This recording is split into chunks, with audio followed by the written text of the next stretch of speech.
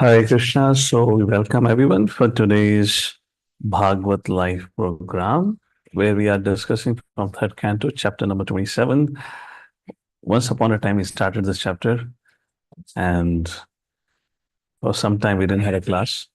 So we are continuing today. We're going to start from 17th verse, one of the very, very important and a beautiful chapter in the conversation in Lord Kapila and Mother Devhuti. Let's offer prayers together, then we'll do that. ॐ नमो भगवते वासुदेवाय ॐ नमो भगवते वासुदेवाय। ॐ नमो भगवते वासुदेवाय ॐ नमो भगवते वासुदेवाय।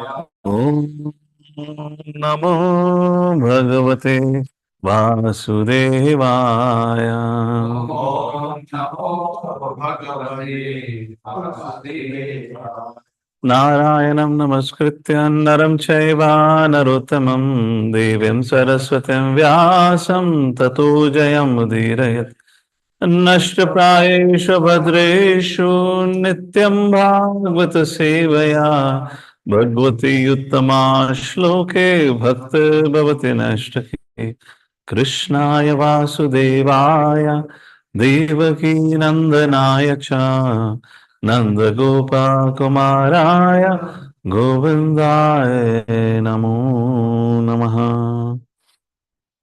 ॐ ज्ञानतिमिरन्दस्य ज्ञानाञ्जनाशलाकया चक्षुरुन्मिलितं येन तस्मै श्रीगुरवे नमः।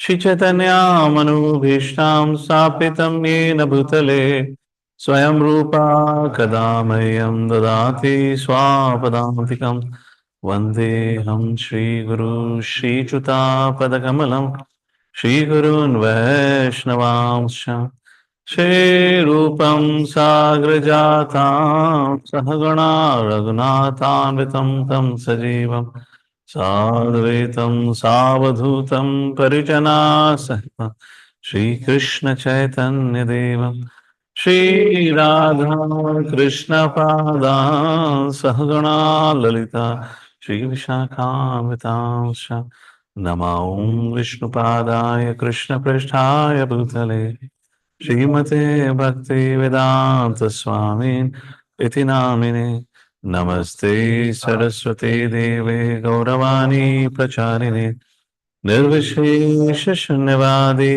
वर्षतादेशतारिणे नमो महावदन्याय कृष्ण प्रेम पदायते कृष्णाय कृष्ण चैतन्य नामने गौतुसे नमः। वंशकल्पतरुभ्यश्च कृपा सिन्धुभ्य एव च पतितानां पावनेभ्यो वैष्णवेभ्यो नमो नमः। हे कृष्णा करुणा सिन्धु दीनबन्धु जगत्पते गोपेश गोपिका कान्ता राधा कान्ता नमस्तते तप्त काञ्चन गौराङ्गी राधे वृन्दावनेश्वरी वृषभानुसुते देवी प्रणमामि हरिप्रिये। जय श्री कृष्ण चैतन्य प्रभु नित्यानंद श्री अद्वैत गदाधर श्रीवासादि भक्तवृंद। हरे Krishna Krishna Krishna Hare Hare Hare Ram Ram Ram Hare Hare. Hare Krishna. So third canto, 29th chapter, Motherhood Devhuti begins with asking three questions in this chapter. Two questions have been addressed by Kapil Dev in this chapter, and the third question would be addressed by Kapil Dev in the 30th chapter. What are the three questions? In the verses 1 and 2, I'm doing a quick recap because we are meeting after a while. She began to ask about bhakti. My dear Lord, you have already very scientifically described the symptoms of the total material nature and the characteristics of the spirit according to the Sankhya system of philosophy. Now I shall request you to explain the path of devotional service, which is the ultimate end of all philosophical system. So here she asks about, she would like to know about bhakti. Text number 3, she asks second question, that is about kala, time factor. Please describe in detail, both for me and people in general, the continual process of birth and death. Sorry, this is about samsara. Text number 4, she'll ask about kala. Kalas ishvara rupasya parisham cha parasyate sarupam batakurvanti yadabhetu kaushalam janah. Please describe eternal time, which is representation of your form, by whose influence people in general engage in the performance of pious activities. So 3 questions. Please describe me about bhakti, please, which is the end of all path. You have already described about material nature, etc. Please describe me about samsara, and please also describe about kala. Why Devahuti, after asking about bhakti, is again going back to is asking about samsara. Bhakti is the last rung of the yoga ladder. Anyone remembers? We discussed this point. Why is Mother Devahuti asking about samsara? What is the need for knowing samsara if you're already discussing about bhakti, which is the end of it? Yes, Neeraj Prabhu? So we can become details. Perfect. Similarly, in Jnana Yoga, you see in Bhagavad Gita, first 6 chapter talks about Karma Yoga in Krishna consciousness, precisely, and then Bhakti Yoga. That should be the end of the discussion. Why Jnana Yoga? You have bhakti, you have understood about bhakti, but unless we become detached, or as long as we have bhoga aishwarya prasakta naam tah apracheta, जब तक हमारा भौतिक दुनिया भौतिक चीज़ों के प्रति आकर्षण रहेगा, we cannot practice bhakti properly or incessantly or continuously. So I hope you understand the way conversation. Why would somebody ask for samsara at the end of it? That's the reason. And she is not only asking about samsara, she is also asking about kala. And the purpose is, when a person will know about samsara, birth, death, old age, disease, and kala, which is all devouring.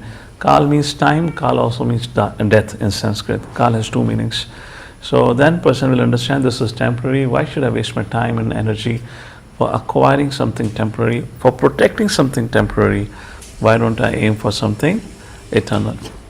Alright, so now text number 5 onwards, text number 6 onwards, Maitri Muni speaks about that how Lord began to give answer. Text number 7, he began to speak. And then bhakti is the first subject matter that we have been discussing right now. We'll have that discussion today also. And I will try my best to cover the samsara part also. Samsara or the kala part in the last few verses of this chapter. So the question arises, bhakti. Bhakti is swatantra. Bhakti is fully independent. Bhakti is independent, Bhagavan is independent. Bhakti is not governed by any rules and regulations, codes of conduct, nothing. Bhakti is swatantra, independent. Bhakti can arise anywhere at any time, any point of time. Bhakti Devi is independent. However, here in this section, Kapil Dev, when he begins to speak to Mother Devahuti, very, very important discussion. He speaks about bhakti being performed under the influence of modes of material nature. And he talks about how, while practicing bhakti, you can still have a separatist mentality. The discussion of separatist mentality comes very beautifully in Ishopanishad. Srila Prabhupada writes, there is this verse which talks about ekatvam. This is a particular concept which is found in Upanishads quite often. Ekatva means oneness. But oneness of what? So Prabhupada writes in Ishopanishad, when ekatva word comes, oneness of interest, not oneness of identity. It's of interest, like that. It needs to be a little more light. Isn't it getting a little dark? Okay. So maybe we can switch off the light here, tube light. Ekatvam. Okay. So here Kapil Dev speaks about bhakti according to 3 modes of material nature. And all 3, ignorance, passion, goodness, they all are with separatist mentality. So my question is, I don't know how many of you remember. If not, you should memorize this thing, because then you will remain alert. What is the nature of bhakti performed in mode of ignorance? It's not the bhakti gets affected, but if it is performed in mode of ignorance, what would be the, or what is the goal of that bhakti? Or what is the consequence? If not, write down, so you remember this time. Dekho, mode of ignorance.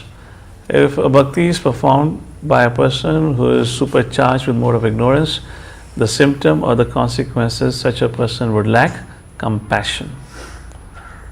He would be only self-centered. About me, about me, about me. That is there in all the three, but the nature of mode of ignorance bhakti is lack of compassion. Make arrangement for the chair, please. Remove the madanga.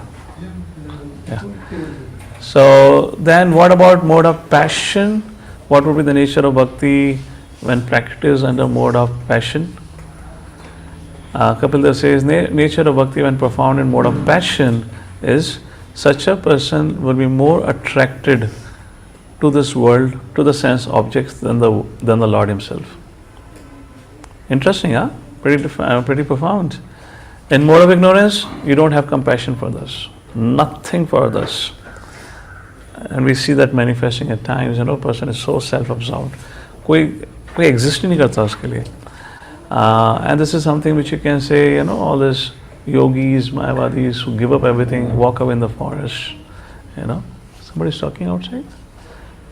And then second is mode of passion, where the person is more attached and attracted to the objects than to the Lord. That is our mode of passion. And then finally, mode of goodness.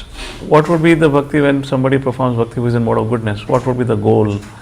The goal is moksha. So, in which mode we are practicing bhakti? Is our goal moksha? Are we attracted to the objects of this world? Or we lack compassion? So, question is, what is the bhakti beyond the modes?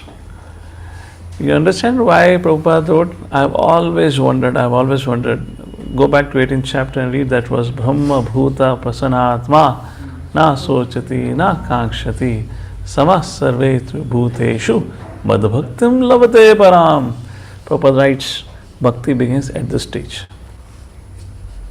Bhakti begins at this stage.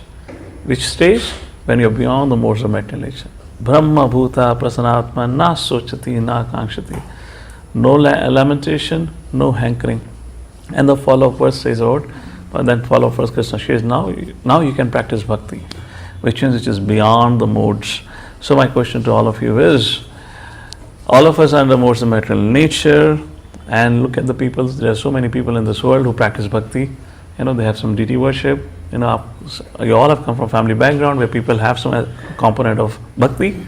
They do deity worship, they celebrate different festivals, isn't it? Janmashtami, Ramnavami, so famous in Bharat. So, how can we safeguard ourselves? How can we protect ourselves? How can we practice pure devotional service while being under the modes?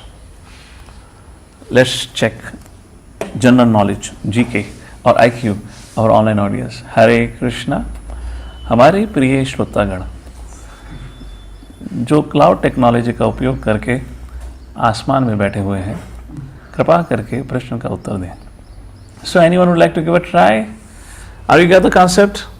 Bhakti in modes of material nature. Bhakti is not mode of material. Bhakti practice in the modes of material nature. Ignorance, lack of compassion, and passion, attraction for the sense objects, everything but except for the Lord.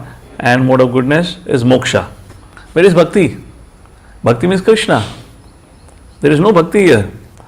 So, anyone here who is not under the modes of material nature?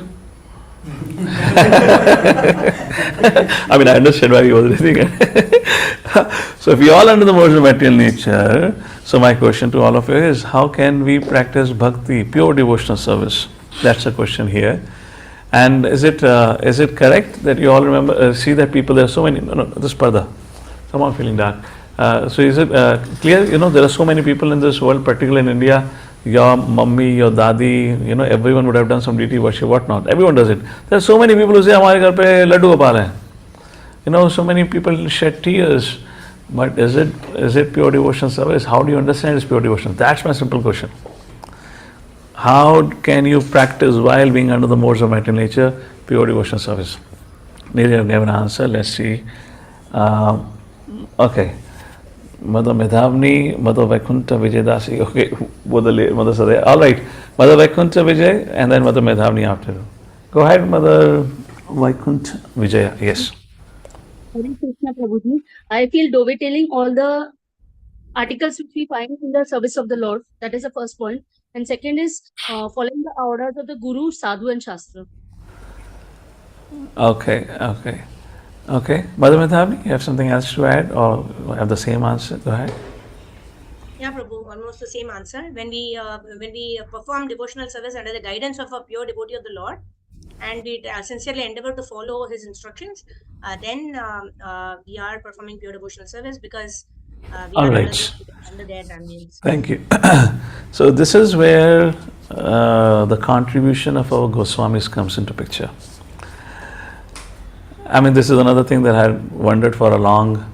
Sri Chaitanya Mahaprabhu sent the Goswamis to Vrindavan, and he asked them to write bhakti literatures, conclusions based on all the scriptures available. They studied, and then they wrote profound scriptures and wrote commentaries to Bhagavatam and whatnot. What's the idea of it? Now let's say Bhakti Rasamrita Sindhu is said to be the foremost among all the literatures for sadhakas. Prabhupada called it as a law book. And what is the first section of Bhakti Rasamrita Sindhu talks about? The major emphasis of the first section of Bhakti Rasamrita Sindhu is Vaidhi Sadhana Bhakti. Very categorically and clearly, Srila Rupa Goswami says there are three gradations of Bhakti: Vaidhi, Raganuga. I mean, there are two gradations actually, Vaidhi and Raganuga. And then Ragatmikas, eternal bhaktas of the Lord.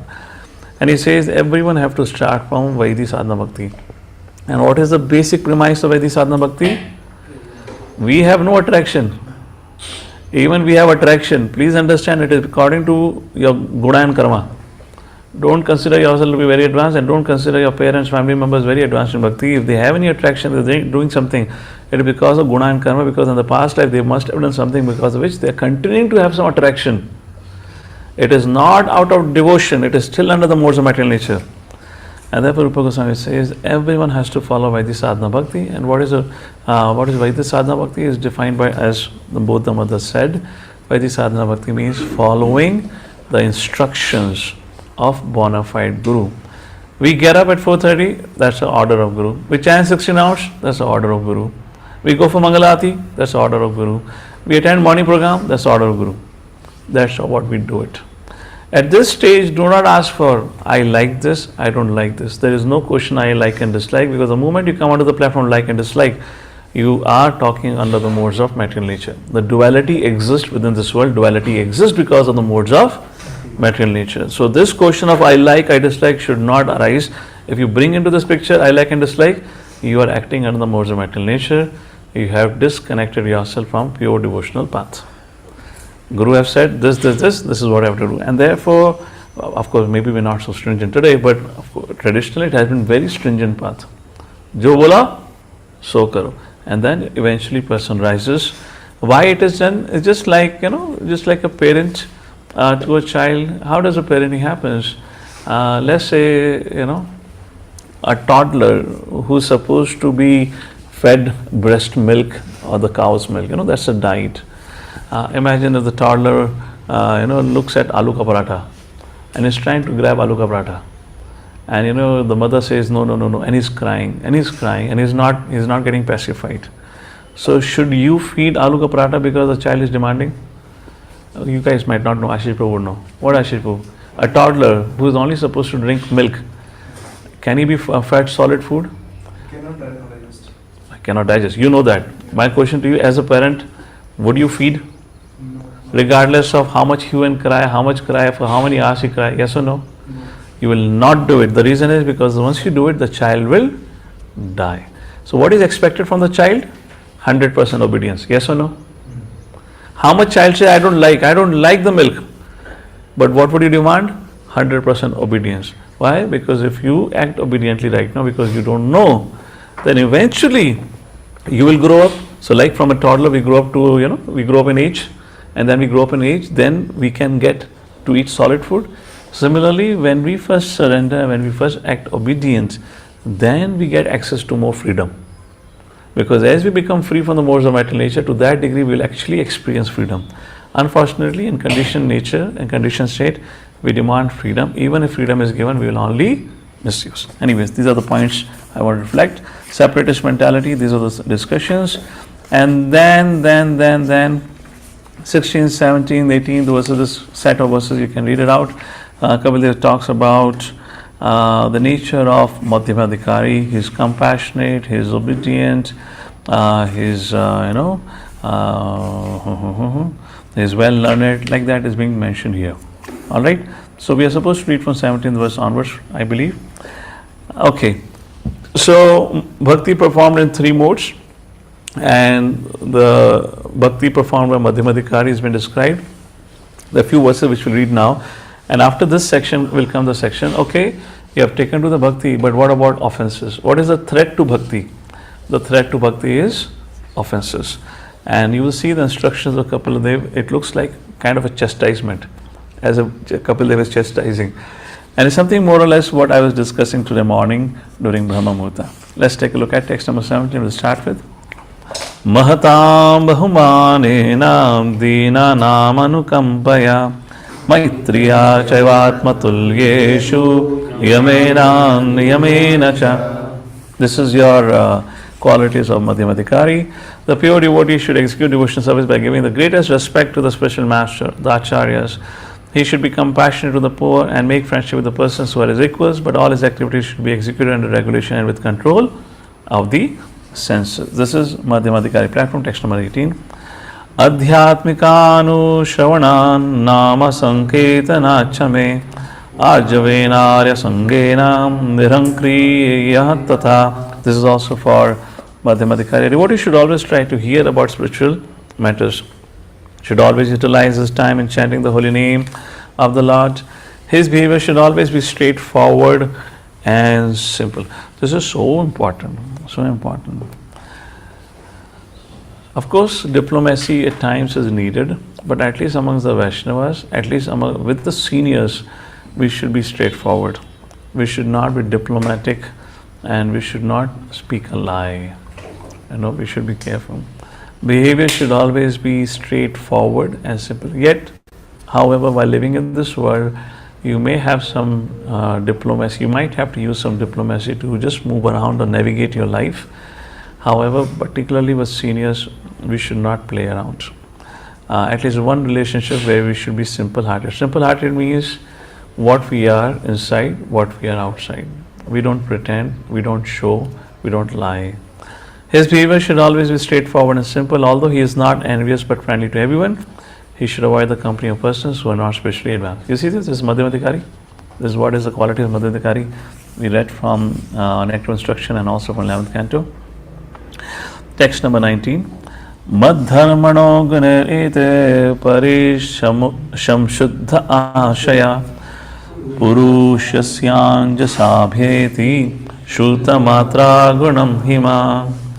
When one is fully qualified with all these transcendental attributes, and his consciousness is thus completely purified, he is immediately attracted simply by hearing my name or hearing of my transcendental quality. So, a sign of advancement is mentioned. Please write down. What is a sign of advancement? Many times people ask, am I advancing? Am I advancing? Kapila Dev says, what is a sign of advancement? And the sign of advancement is, you will be immediately attracted when you will hear the name or the glories of the Lord. Which means, if it is morning class time, we'll run for hearing Srimad Bhagavatam regardless of how many times we have heard Srimad Bhagavatam. Even if you like or not like the Pravakta, but at least Srila Prabhupada's purport would be read. So devotee would run. Of course, you may be caught up in some service, whatever, at least would not spend time chit-chatting, doing prajalpa. Because if you're spending time chit-chatting and doing prajalpa at the time when the Lord's glories are being sung, what we are attracted to then? Attracted to prajalpa. So you know what is your level of advancement. So that's the point here. When one fully is qualified, all these transcendental attributes, his consciousness is thus completely purified, is immediately attracted simply by hearing my name or hearing my transcendental quality. Same can hold true for kirtans. So some of you might say, well, I'm not that advanced because I don't have that attraction. So should I continue with my prajalpa? Because after all, I'm not that advanced. So what should you do?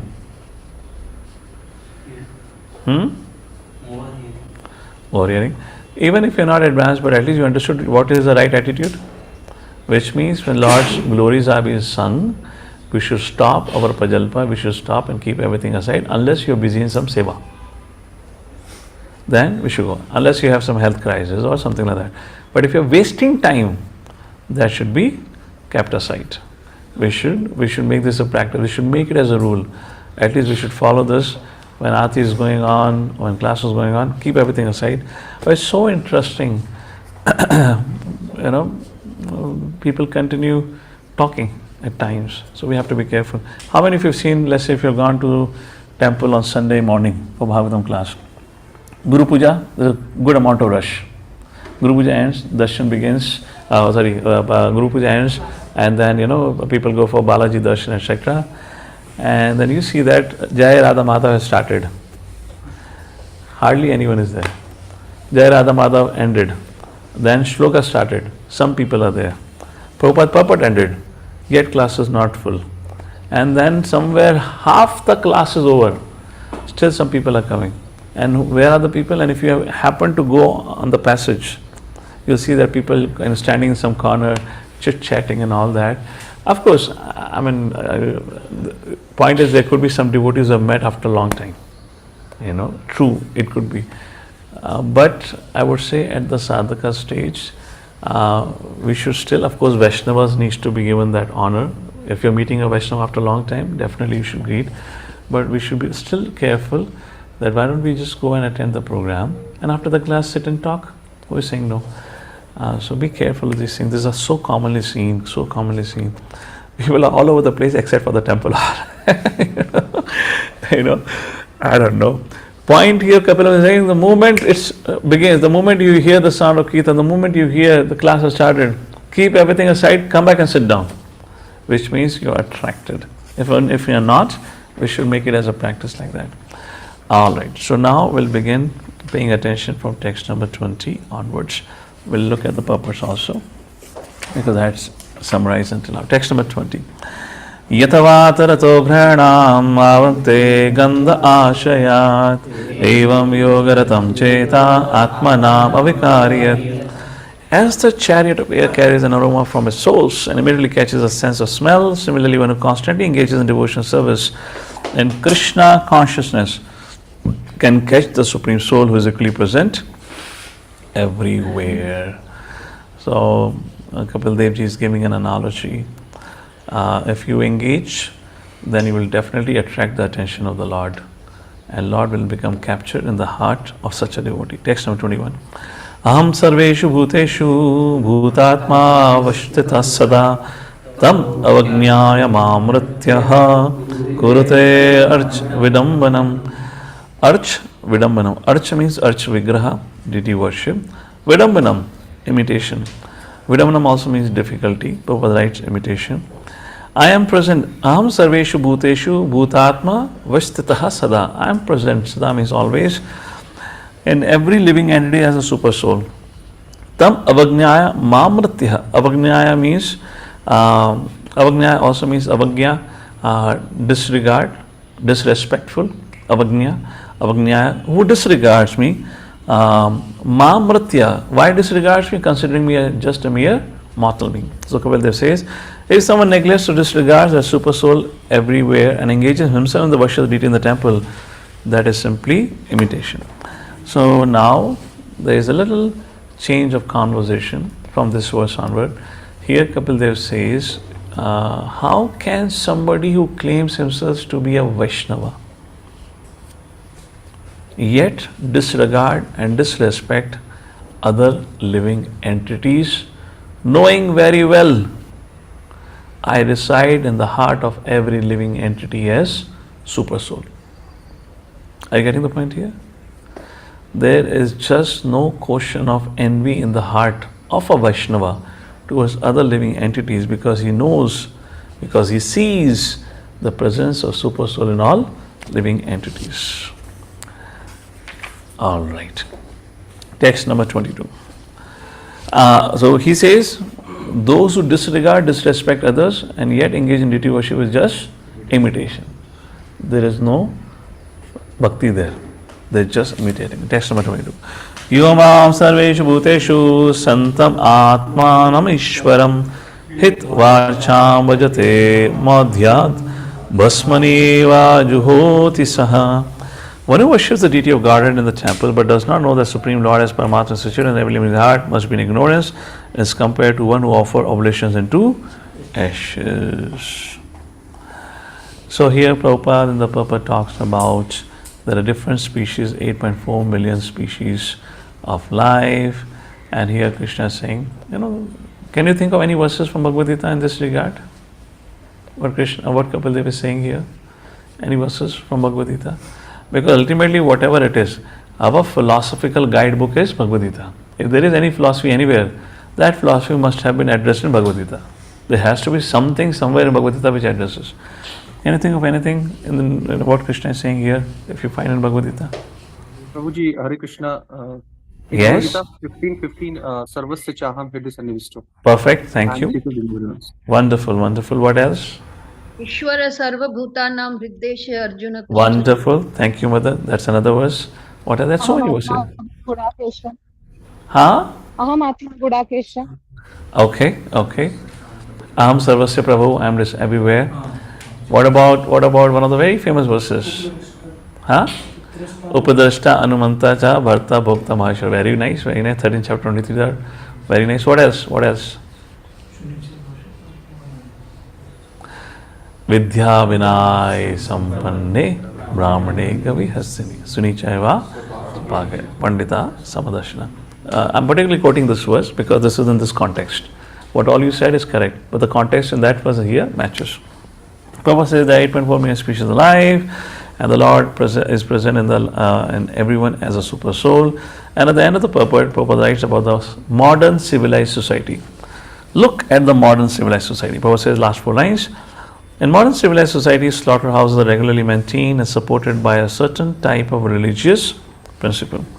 But without knowledge of the presence of God in every living entity, any so-called advancement of human civilization, either spiritual or material, is to be understood as being in the mode of ignorance. Text number 23. Dvishataha parakaye mam manino bhinna darshinaha Bhuteshu baddhavairasya namana shanti mricchati. Bhinna darshinaha. Bhinna drak is what is word used before. Bhinna darshina. Bhinna, you understand? Simple. Means separate. So here, separatist mentality is being discussed.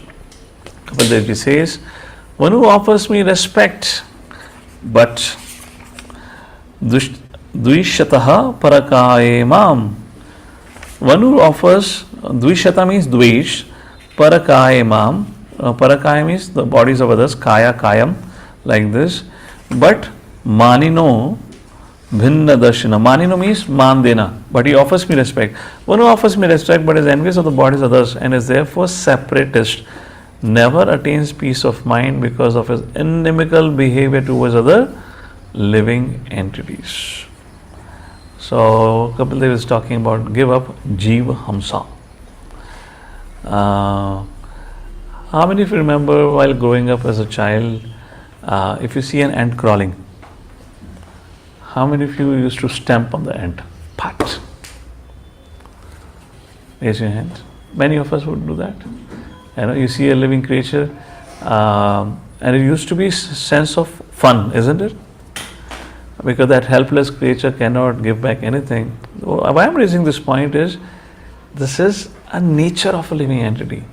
Jivo jivasya jivanam.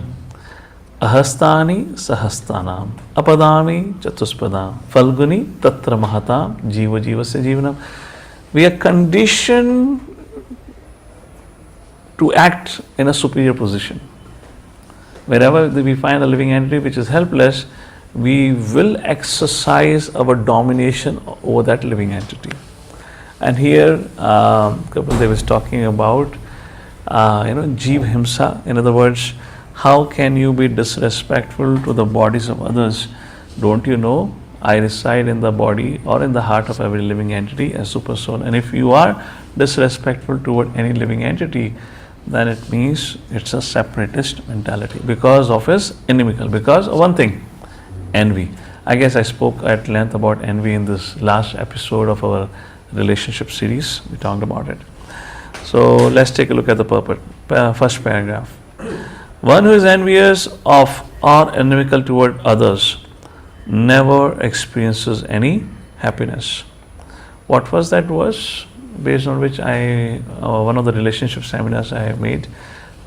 This fourth canto, Narad Muni is speaking. Gunadinad mudam lipsat anukrosha gunadamat gunadikam mudam lipsat. When you see gunadikam, somebody is more qualified, the person should become pleased. Anukroshaha gunadamat, one who is inferior to you in qualities, one should show compassion.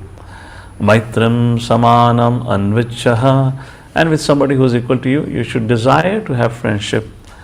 And then tapo, Narad says, nakalpate, he says, one who behaves in such a way, no kind of material suffering will torment or will trouble him. So the opposite side of it is when we see a senior, let's say when we see somebody who is more qualified, if you become displeased seeing him, competitive seeing him, that is envy. If those who are inferior to us, rather than showing compassion, kindness, we develop the desire to exploit them, that is out of envy. And those who are equal to us, we want to prove them, I'm better than you, it is out of envy.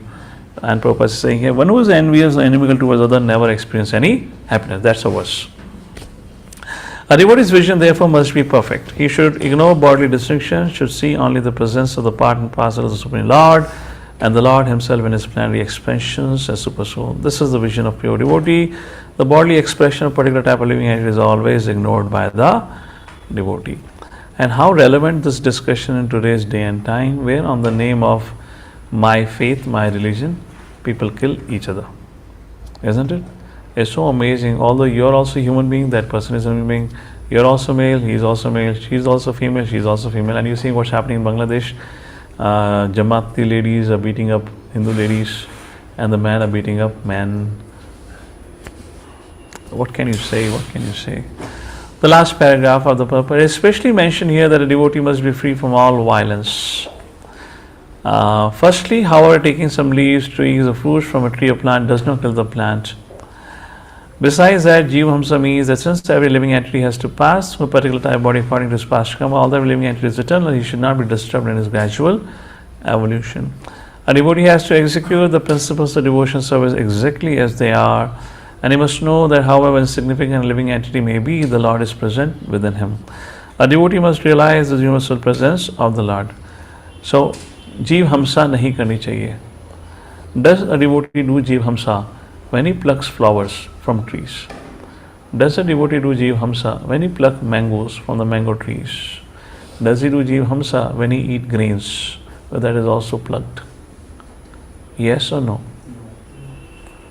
Yes, Prabhuji. Okay. We are getting mixed responses here. So let me look at the online audience. Can you raise your hand, virtual hands, to give a vote? Then we'll see how much this forum is divided in their opinion. So how many of you, okay, your hands up for what? We do Jiva Hamsa? Okay. Yes, So those who say even devotees do Jiva Hamsa because you're plucking flowers? अब ये नहीं कह सकते प्रभु जी मैं तो plug नहीं करता, मैं तो फ्लावर वाले को ऑर्डर कर देता हूँ, वो लेकर आता है. I mean that is also Jiva Hamsa ना, on your order only is plucking flowers ना. ये तो वही बात होगी प्रभु जी I don't grow grains in the farmland, I brought it from DMart, somebody has plugged it. ये थोड़ा होगा कुछ. ठीक है. So let's look at it. So many devotees are saying they are doing Jiva Hamsa. Okay, and many are not saying, or probably many didn't understood the question. They have no response. How many of you here think devotees also do Jiva Hamsa? Raise your hand. Only 1%. And all of you say, there's an Ashish, two devotees say we are doing Jiva Hamsa also. Another saying we are not doing Jiva Hamsa. Explain, prove how are you not doing Jiva Hamsa. When you pluck mango, is it not Jiva Hamsa? What, the tree will not feel the pain? Yes or no? When you drink cow's milk, there is a little himsa involved into also. The way you drink today's milk, there is too much himsa. Still, if you drink cow's milk, we may justify, no, all the milk is not for calf, some for humans also. We can do that all. You know. So Prove me how it is not Jeev Himsa. Thank you for those who raised your hand. You can blow down your hands. Now you can raise your hand if you like to answer how it is not Jeev Himsa. Yes, Ashok, bolo. Not the flower for the pleasure of the Lord. We offer flower to the Lord. Okay. Not for pleasure of ourselves. Because we are offering for the pleasure of the Lord, fine. That is not Jeev Himsa. Okay. You're eating prasadam? For whose pleasure? Has to be offered to Lord, then we eliminate eating. Where is Lord saying? Where it is said, offer me brunch and drunch? Offer an apple. Krishna says, Pattaram pushpam phalam toyam. He never said, brunch, drunch, toyam. He says, Pattaram pushpam phalam toyam. Yome bhaktya prachati. And if everything you are doing for the pleasure of the Lord, then offer Pattaram pushpam phalam toyam with love. Krishna will accept. But what about you? Will you accept now? We offer variety. Why do you offer variety when Krishna is not saying offer variety? Krishna is saying offer Pattaram pushpam phalam toyam. So at least this is, we can reconcile that not that everything we are doing for the pleasure of the Lord, we are also doing for the sustenance of life. For the sustenance of life, when you talk about sustenance of life, Jeev Himsa is happening. When you talk about sustenance of life, Jeev Himsa is happening. So ये pleasure of the Lord तो अभी थोड़ा side में रखते हैं. अभी sustenance of life is more important for us. Then we'll talk about pleasure of the Lord. So sustenance of life is there. Jeev Himsa is by default is there. Now the answer is something is allowed, something is not allowed.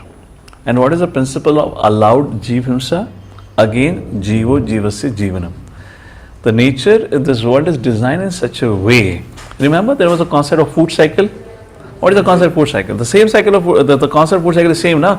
One living entity for his sustenance, so its sustenance depends on another living entity. So how can you not sustain on another living entity? And similarly, therefore, we give an example: the trees that produces the fruit do not use the same fruit for their sustenance. Yes. So therefore, the nature is designed such a way that the tree produces fruit for the consumption of human beings, because it is not required for the sustenance of the tree. But you are plucking it. That definitely causes certain pain to the tree. But that much himsa is allowed. And how it is allowed? Patram pushpam phalam toyam yome bhaktya prachati. So therefore, as a devotee, as long as you are part of this world, you cannot not follow the rules of the world. And because you've got a body, material body, and for the sustenance of material body, some amount of himsa is required. But that is qualified and approved himsa. But in one sense, it is not even himsa. And to regulate that himsa, then there is a whole culture of farming. There is no concept of fertilizer, pesticide, and there is no concept of over exploitation of land. Similarly, when it is about drinking milk or taking milk from the cow, there is also a concept of taking care of the cow. You seeing that? By this, we mitigate the suffering that happens either to the land or to the cows. And that's how we counteract this. Alright, text number 24. Aham uchchavache. Okay, what's the conclusion now?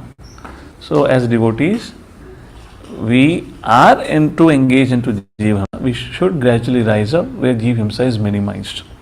We should rise up to an occasion, to an opportunity where we only get cow's milk from ahimsa cows, as they call it, ahimsa cows, right? We should gradually move to that direction. Gradually we should move to organic products, because all organic products generally are ahimsa, ahimsa free like that. So that time, place, circumstances.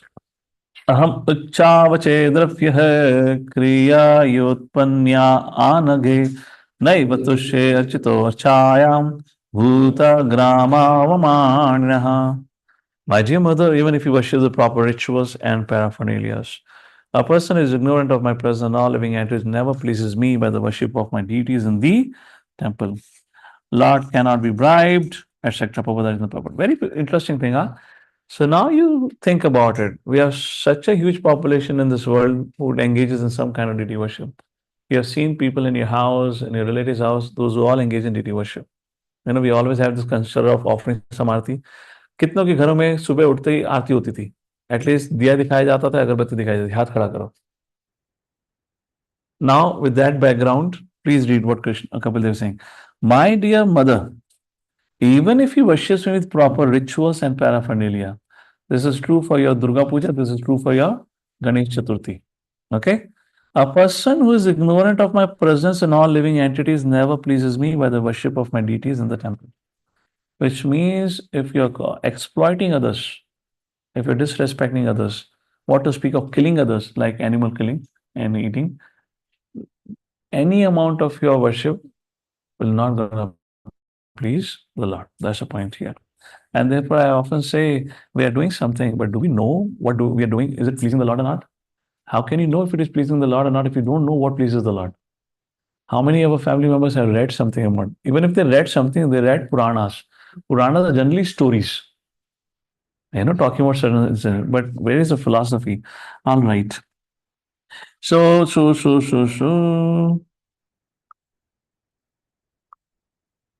It is prescribed in Bhagavad Gita, first paragraph. If anybody offers me a small flower, leaf, some water, or a little fruit, I will accept it. The real purpose is to exhibit one's loving devotion to the Lord.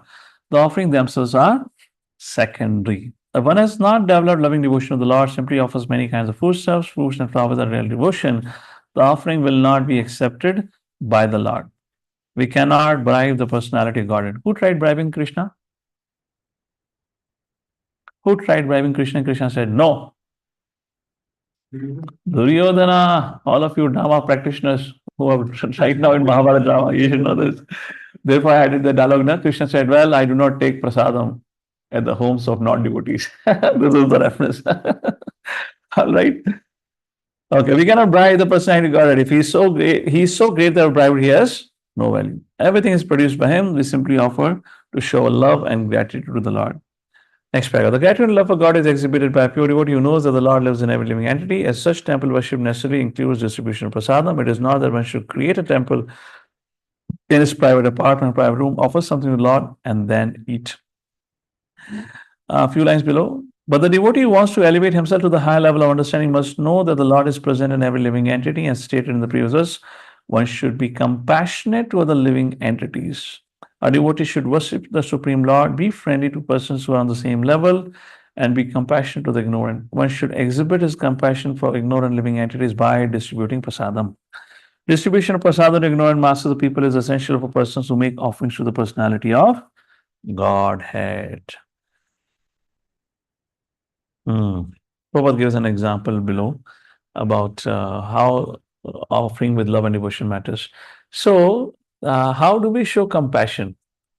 That's a point which is mentioned. If you don't respect others, so Prabhupada was saying, so how do we show? We have received something; it's our good fortune.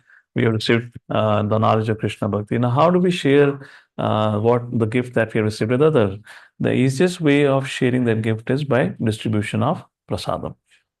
Therefore, Prabhupada instituted this culture that in every ISKCON temple there should be a culture of, there should be a program of food for life. Of course, it was not instituted all over the world. At least Mayapur, few places Prabhupada said we should. And Prabhupada said, earlier the temple was a place where this kind of anyone can come anytime and get Krishna Prasadam, Vishnu Prasadam like that. That was the place. So one way of distributing is Prasadam. And therefore you say we have Sunday feast where public comes at large, not only food for life, then you get a whole plate of prasadam also. We have every festival in another place for rites. Any yagya, every yagya is only successful if there is a prasadam distribution. So you do any program, there has to be prasadam distribution. So that is the responsibility of temple. What is the responsibility of congregation then? Those who are living at homes. Let's ask our online audience. Our online audience, those who are congregate, temple ka to ho gaya bhai. Temple will do its part. What is the responsibility? How is congregation will show compassion? Any thoughts here? How can a congregation show compassion? Okay, anyone else? Okay, yeah. Mother Prachi, go ahead. Let's hear from you now. Hare Krishna, Prabhuji, Dandavat Pranam. So, Prabhuji, like temple is doing these services, no? So, householders can donate to temple so that these services go on, continue. Okay, That's very nice. Very nice. So one is, of course, where does the temple get money? congregation. So thank you for that. So donation should happen.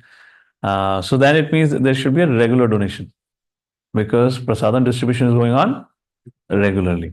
So it should not be once in a while. Okay, what else? Anything else? House programs, Prabhuji. Huh? House programs. Yes. Everyone who's kind of, I would say, have been situated practicing bhakti now stably, at least they should have one monthly program, I would say, one program in a month at least. Now, this program should not be, where you call some close group of devotees. And that is your Ishta Goshti. What we call in Hinjewadi, I named it as family time. That is Ishta Goshti. No, here prasadam distribution to the ignorance, which means there should be a gathering where you can invite your friends and neighbors and create an opportunity for them to hear about Krishna. Because that opportunity can also be created by congregation. Now, temple can only facilitate as long as audience comes to the temple, yes? Now, how would temple members or devotees would take the glories of the Lord everywhere? When the congregation open their homes, invite devotees to conduct the program, and then they invite their friends and neighbors. These are the two things which we should do, and we should put some kind of a, what to say, benchmark. Just like there should be a monthly contribution to temples, so that temple can continue doing the service on our behalf because we give financial support. Similarly, if not weekly, actually traditionally the culture was every day. If not weekly, at least monthly, we should host one public program where we can invite friends and family members and feed prasadam. To do it amongst our own devotee circle, that's okay. That's Ishta Goshti, but it's talking about giving out to others. All right, text number 25. Archadav archayattavat ishwaram ma swakarmakrit yavan veda swahridi sarvabhutesha vastitam. Performing his prescribed duties, one should worship the deity of the Supreme Personality Godhead until one realizes my presence in his own heart and the hearts of other living entities as well. So, this is about deity worship, importance of deity worship. Prabhupada mentions text number 26. Atmanascha parasyapi yakkaroti antarodaram tasya bhinna drasho mrityur vidadhe bhayam ulmanam. As of blessing fire or death, I cause great fear to whoever makes the least discrimination between himself and other living entity because of a differential outlook. There are bodily differentiation among all varieties of living entity, but a devotee should not distinguish on such basis. A devotee's outlook should be that both the soul and super soul are equally present in all varieties of living entities. A practical question. Imagine if you've got a lot of cockroaches in your house. What will you do?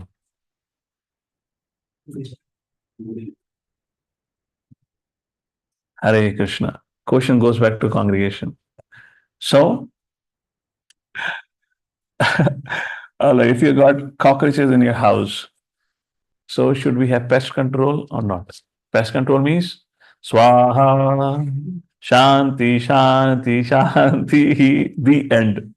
So, what should we do?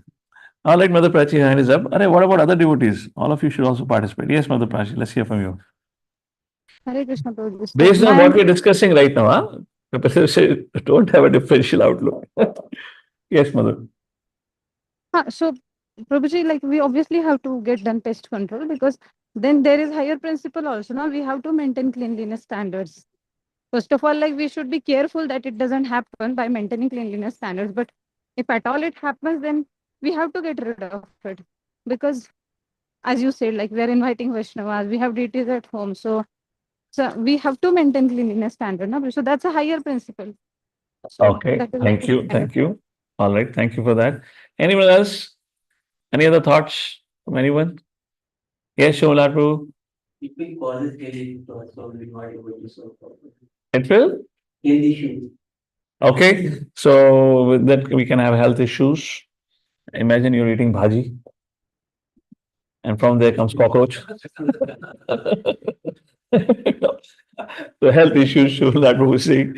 Okay, anything else? Anything else? Prabhuji, what about mosquitoes? Regarding mosquito, we have a statement from Prabhupada. Remember, Prabhupada was in mosquito net taking massage.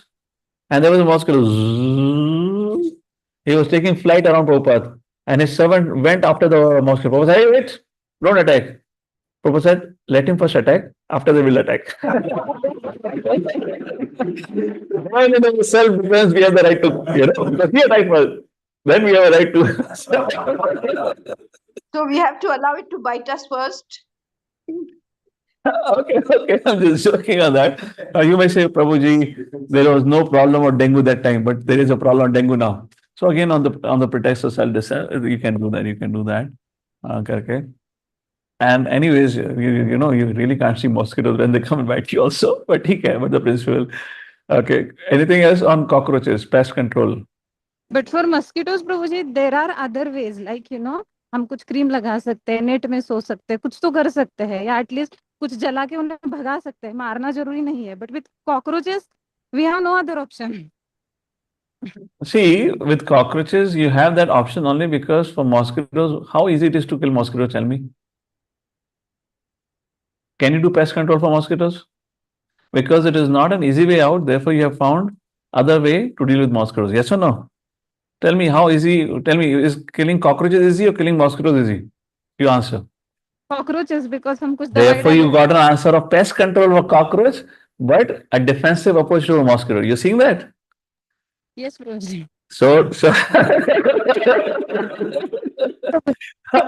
you're looking at where is the missing link here. So similarly, what you said earlier for pest control was correct. Now, in the case of cockroaches, we should try all our means by which we can drive them out as much as possible. And if nothing, then the pest control should be the last recourse. Okay? Yes, definitely. Prabhuji, So yes. that's the point here. Not because pest control is easily available, call a number, he'll come and do it. Of course, that is also not easy because you have to empty the whole house or do a lot of things. But why for mosquitoes, we are getting under mosquito net, falana dikana, because killing mosquitoes is not so easy. You have no, facility. So that's the whole point. We should try our best to minimize violence to whatever degree. All right, text number 27. अतमां सर्वभूतेषु भूतात्मानां कृतालयम् अर्हयत् दानमानाभ्यां मैत्र्या भिन्नेन चक्षुषा अभिन्नेन मैत्र्य अभिन्नेन भिन्न means separate abhinnena means no separatist. Therefore, through charitable gifts, attention, as well as through friendly behavior and by being all to be alike, one should worship me, who abide in all creatures as their very self.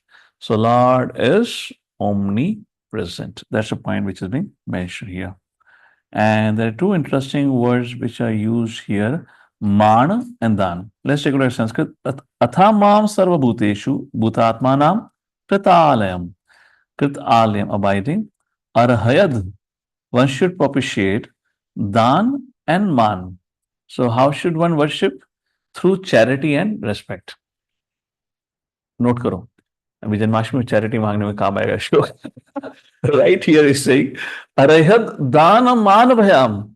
How one should. So Prabhupada writes in the second paragraph, there are two Sanskrit words used here, man and dan. Man indicates a superior, dan indicates charitable gifts. We cannot treat the Supreme Personality God as an inferior who is dependent on our charitable gifts. When we give a charity, it is to a person who is inferior in his material economic condition. Charity is not given to a rich man. Similarly, it is explicitly stated here that man, respect is offered to a superior and charity is offered to an inferior. So living entity according to different results of food activities may become rich and poor, but the Supreme Godhead is unchangeable. He is always full in six opulences, like that.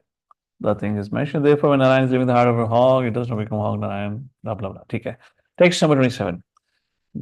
Jiva Shrishta hi ajivanam tata pranam vrata shubhe tata sachitta pravara tata chendriya vrittaya. Living entities are superior to inanimate objects. Oh yeah. Now text number 28 onward is a very fantastic discussion about the gradations of living entities. So pay attention, and if you want, you can start noting down the gradations. Living entities, which means animate, jivatmas are superior than animate. We can draw that arrow, what do we do? Oh, Blessed Mother, among them, living entities. So there is inanimate, 7.4, 7.5 Bhagavad Gita, para, apara shakti. Jivatma is para, the superior energy over the matter. That is the point. Then among the living entities, who display life symptoms are better. Animals have developed consciousness better than them. Better still are those who have developed sense perception.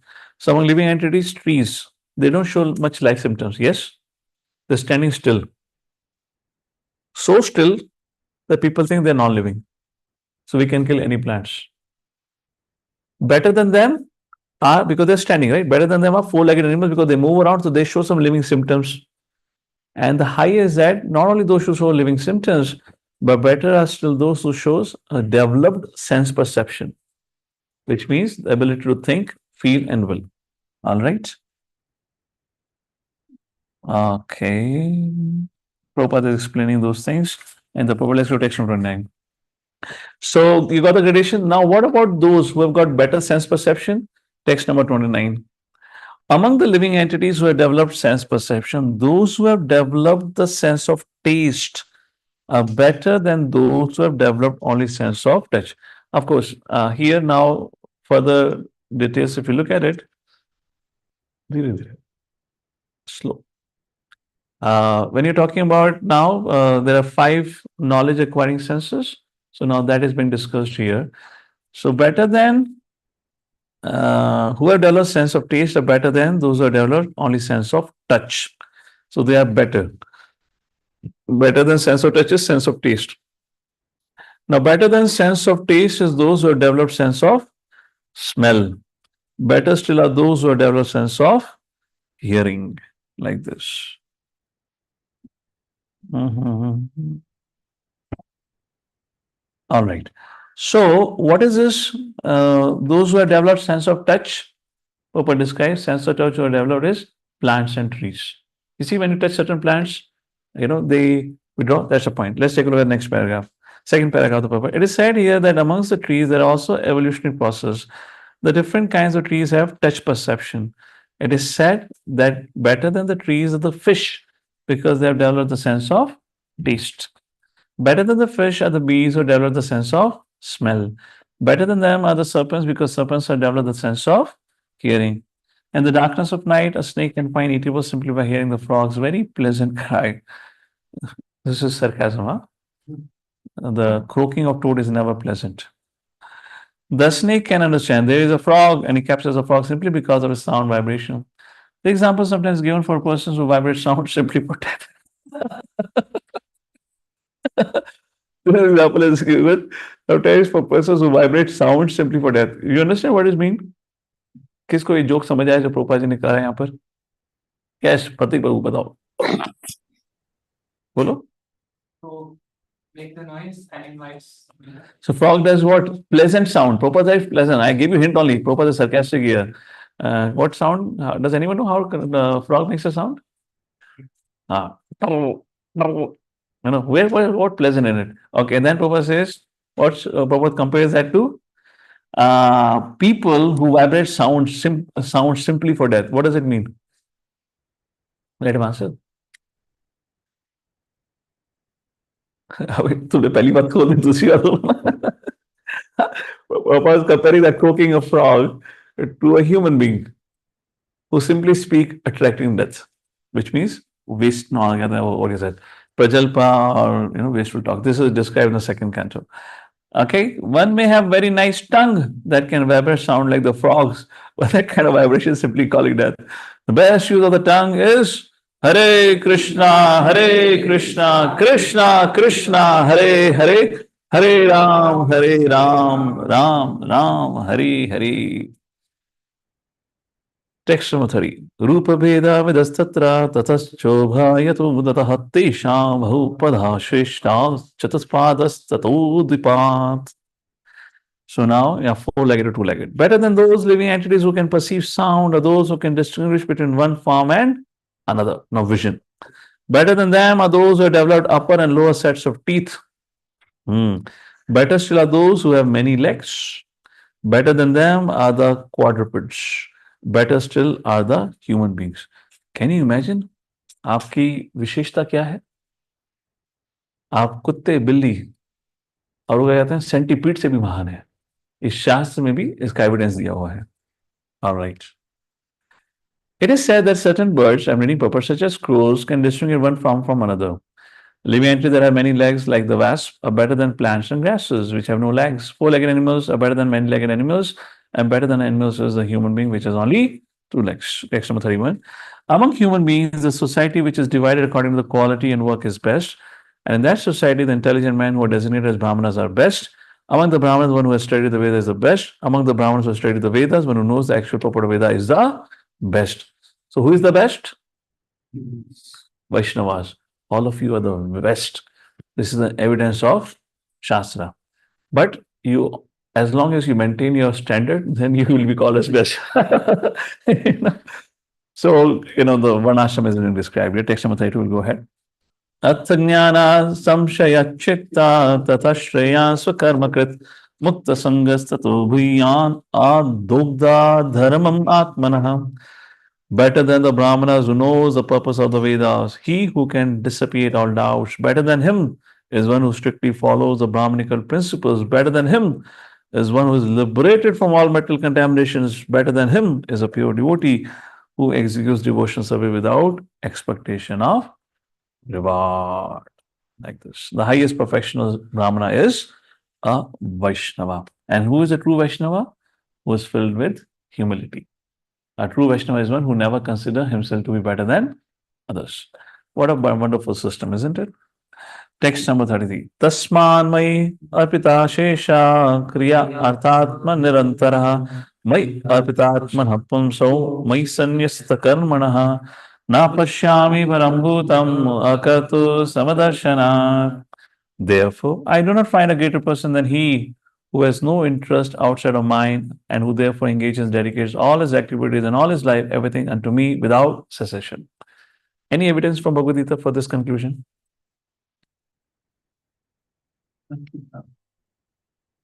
Any evidence from Bhagavad Gita for this conclusion? Mother Prachi, your hand is up. Please go ahead. Sorry, Prabhuji, I couldn't hear it properly. The hand I had raised Okay, before that. okay, fine. Anyone remembers what is the conclusion? Same conclusion. Kapila says, I don't find anyone better than that who is always absorbed in me. Yat karoshi yadashna. What does that verse means, Mother? Translation? Yoginam api sarvesham. Yes. Mad gatira antaratman shraddhavan samyuktatamo mataha. Samyuktatamo mataha. According to me, he is the best. Who is the best? A yogi. Now, prior to this verse, right? So you're saying yogi because prior to this verse, this is what? 6th chapter 47 verse. 46th verse is very important to pay attention. Where Krishna says, everyone should act on the platform of yogi. And then amongst the yogi, Krishna says best is one who is Shraddhavan Bhajateva. This is what is being said here. All right. That's the point here. Okay, text number 34. How many verses are remaining? Oh, there are a series of verses remaining. Okay, so let me conclude this section here. And then Samsara and Kala will do it along with the next chapter. Text number 34. Manasaitani bhutani praname bahumanyam ishvara jiva kalaya pravishto bhagavaniti. Such a perfect devotee offered respect to every living entity because he is under the firm conviction that the Supreme Personality God has entered the body of every living entity as a super soul or controller. Prabhupada writes in the last few lines of the purport, Mayavadi philosophers wrongly thinks that because the Supreme Person has entered the body of a poor man, the Supreme Lord has become Daridra Narayan. These are all blasphemous statements of atheists and non-devotees. Bhakti yogascha maimanav udirita yayo ekatvareneva purushaha purusham rajet. My dear mother or daughter of Manu, a devotee who applies the science of devotional service and mystery yoga in this way can achieve the abode of the Supreme Person simply by that devotional service. All right. So we will pause here because after this begins the discussion on Kala. Samsara is described in the next chapter. So let's mark text number 35 as a homework verse for all of you. So those of you sitting here, it will take just less than 5 minutes for you to read before you break out. Because if you break out, this verse will not be read until next week. And for those, all of you are online, you can read as your time permit. We can read together also, but some of you might have some urgent thing to attend, so I will not keep you all here. So with this, let me do a quick recap of what we discussed today. So we are reading from the third canto, chapter number 29, and we're just what 4 more chapters before we conclude third canto. So in this chapter, Mother Devati asked 3 questions. Please tell me about bhakti. You have explained about Sankhya. In fact, the goal of Sankhya is bhakti. You have explained me about material nature, creation. Please explain me now the conclusion of all that is bhakti. And then she asked about samsara and kala. Kala will be discussed in the next session, and samsara will be part of next chapter. And so far, what we discussed about bhakti. So Kapila says bhakti according to 3 modes. The one who practices bhakti in mode of ignorance, what is the symptom? No compassion. One who practices bhakti under the influence of mode of passion, what is the symptom? Attachment to everything except for Krishna. One who practices bhakti according to mode of goodness, what is the symptom? He is attached to moksha. So bhakti under the modes is never about Krishna. So there is no bhakti, it is more ritual. When does bhakti starts? Brahma Bhuta Prasanatma. So we raise a question. So how can all of us under the modes can practice bhakti? So we quoted Rupa Goswami, Vaidhi Sadhana Bhakti. All right, that is about bhakti in 3 modes we discussed. Then Kapil Dev talks about the quality of Madhyamadikari, verses 17, 18. We read that. After that, Kapil Dev talks about while you're practicing bhakti, you have to be very careful not to commit aparadh. And what is aparadh he talked about? One thing only he talked about, particularly to not to disrespect other living entities. And then he talked about equal vision. Vidya Vinaya Sampane, if you remember that concept was discussed. In that context, I asked you a question. Kapil Dev says, Jeev Himsa, do not do Jeev Himsa. And I asked question to all of you, how are we not engaged in Jeev Himsa when we are also eating food, we are also drinking cow milk? What was the answer for that? Who remembers how devotees are not engaged in Jeev Himsa actually? So the principle of this word is Jiva Jivasya Jivana. And we know that in science as a concept of food cycle, which means every living entity sustains another living entity.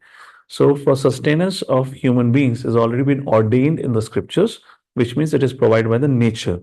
So when we eat Pattanam Pushpam Phalam Toyam, that is not considered as Jiva Himsa.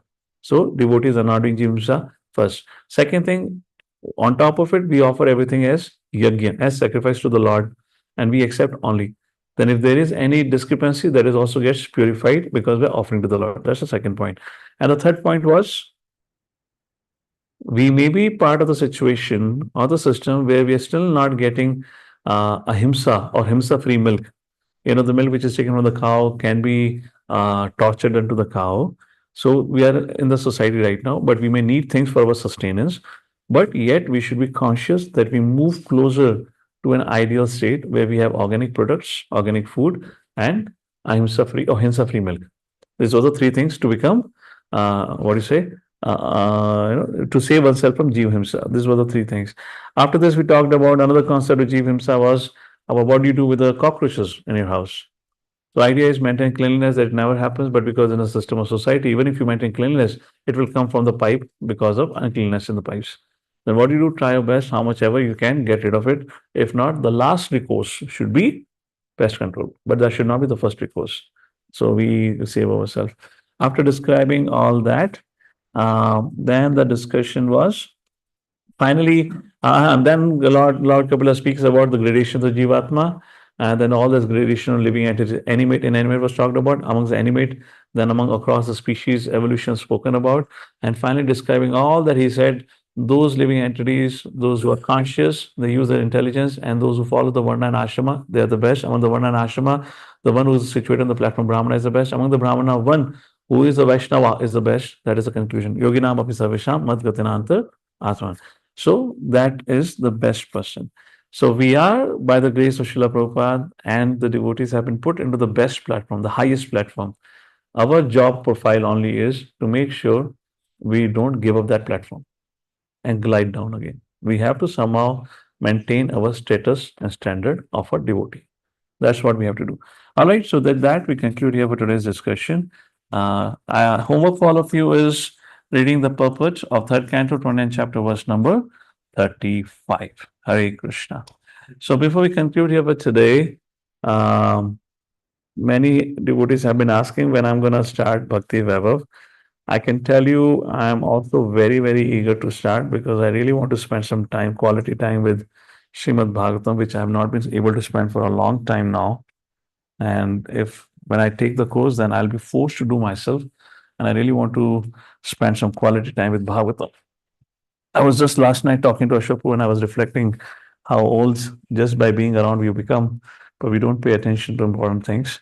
So I'm really serious about Bhakti Vaibhav and I'm aiming to start after Janmashtami.